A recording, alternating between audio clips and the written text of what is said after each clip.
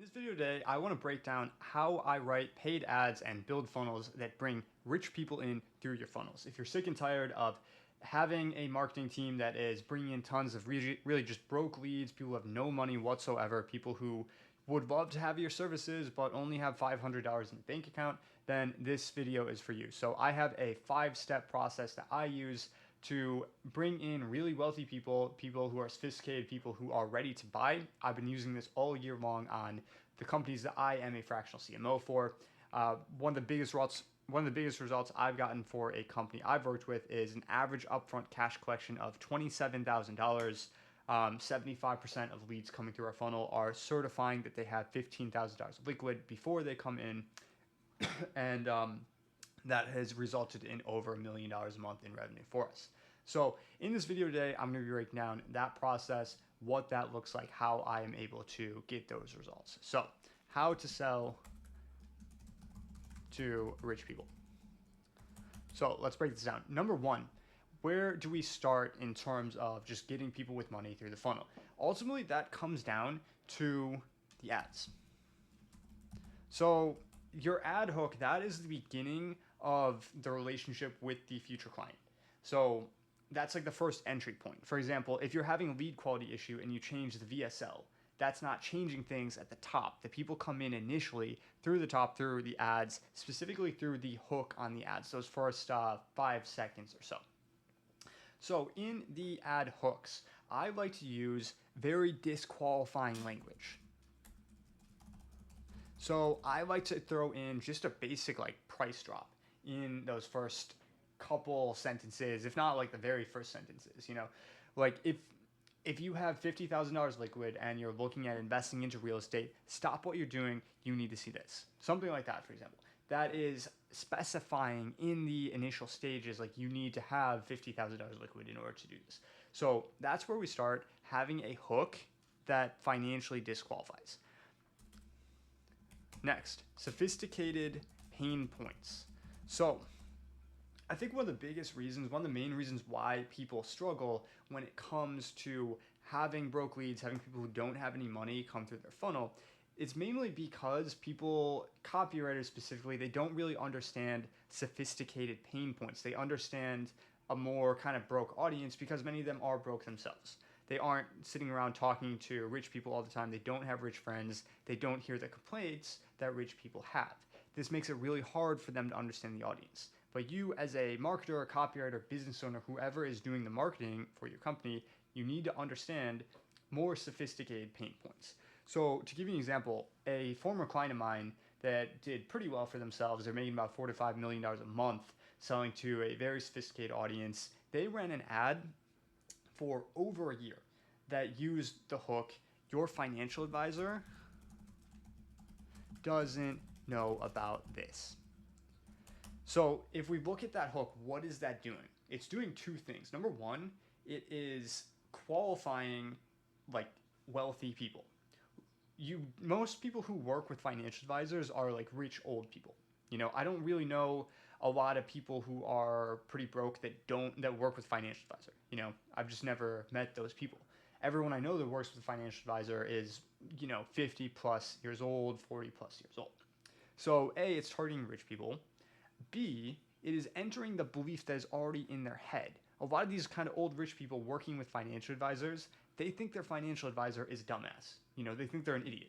They think they're just kind of a glorified salesperson. They also think that they don't know about these opportunities.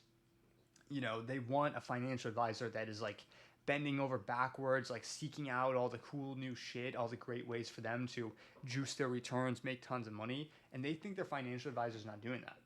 So that is like a pain point of them. So it is getting the right people in, it's agreeing with their current belief systems, but it's also doing a third thing, which is it is pushing away people who don't fit that avatar. If I am like a 22-year-old and I have $500 to my name and I sit in my parents' basement playing fucking Call of Duty all day long, I don't work with a financial advisor. This is not like a pain point of mine. Like, oh, your financial advisor doesn't know about this. What? Doesn't know about what? I don't have a financial advisor. I'm a broke 22-year-old. So we have to speak directly to the pain points of the market. So that's the next thing. You need to be able to speak to sophisticated pain points. Number 3, Typeform application price drop. Now, you'll start to notice a trend pretty soon here. But inside the Typeform, we have a specific question. In order for them to book a call, they need to say that they have the capital to do it. You know, if you're selling something for 15K, I will have a certifying question in the Typeform. Do you have 15K in liquid capital available? Now, I'll make it sound better than that. You know, I'm not going to just say that straight up. I'll try to massage the wording a little bit, to make it in their best interest. It's not just going to be like, hey, my shit's 15K. If you want to book a call, you need to certify that you have 15K. We have to make it sound like it's in their best interest, make it sound in a way that makes sense. So we do that. Next, pre-call assets. We're going to do the same thing. So I'll use like a homework video, an FAQ sheet, couple other kind of main assets. I'll make a whole nother video on that some other time. But I have a lot of pre-call assets I send, and in those assets, I'm including the price of the program, of the service. You know, some people disagree with that. You know, maybe it makes things super easy for the salespeople, but for me as a CMO, that's kind of my goal. I want my salespeople just laying up deals. I want them closing 30% of these deals coming in. That is my goal. And if people know the price coming in and they're already hopping on, chances are they are at a pretty high level of intent, especially if you're selling at a high price point. So price drop all the pre-call assets. Lastly, setter qualification. So the setter is also going to price drop on the setting call. They are going to ask them if they have the capital available in order to move forward with said program or service. So basically, we are going through 5 layers of qualification on finances. You know, 4 of these are just straight up dropping the price. Like, hey, here's how much it is. Do you have it or not? If not, please keep scrolling. Please do not complete the call booking form. If you do this, you are going to have very wealthy and sophisticated people coming through your funnel, getting on calls with their team. Not saying that it's going to like guarantee you're going to be closing tons of deals, because there are many other factors that go into closing deals, such as intent, such as other opportunities, or just like kind of the general value of what you're selling. But in terms of the finances, I will say for my teams, for the companies I run marketing for, having issues with a lack of finances is really a pretty rare thing. I don't hear it much.